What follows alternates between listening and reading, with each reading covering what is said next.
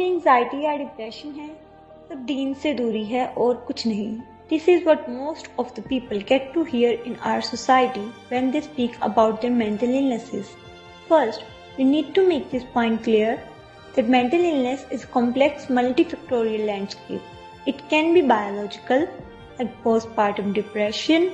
It can be environmental, like seasonal affective disorder.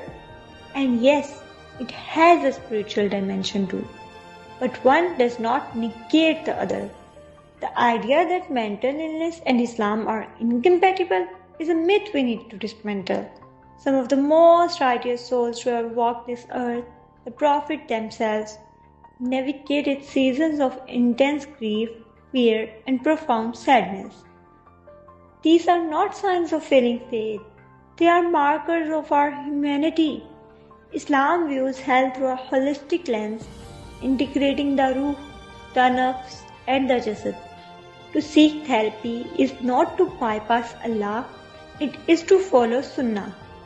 After all, the Prophet ﷺ taught us that for every ailment created, Allah has also provided a cure. A major step in this journey is truly knowing your Creator and your purpose in life.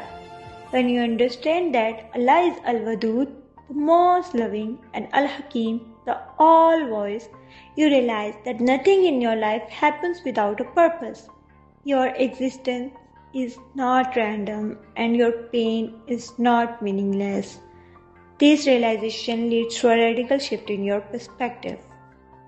When we internalize that this dunya is a temporary training ground rather than a final destination, our relationship with pain changes.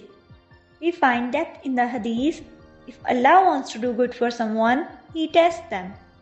This shows that our greatest trials are often the catalyst for our growth. Calamity can be a gift if it forces a level of sincerity in our hearts that ease never could. The architecture of resilience is built on sabr and tawakkul. Sabr is not just passive endurance or being a silent victim. It is the discipline of emotional regulation. It is the grace required to keep the heart from disappearing when the words feel heavy. This is fueled by tawakkul, an unwavering certainty that remains intact, even when everything around of you seems to be falling apart.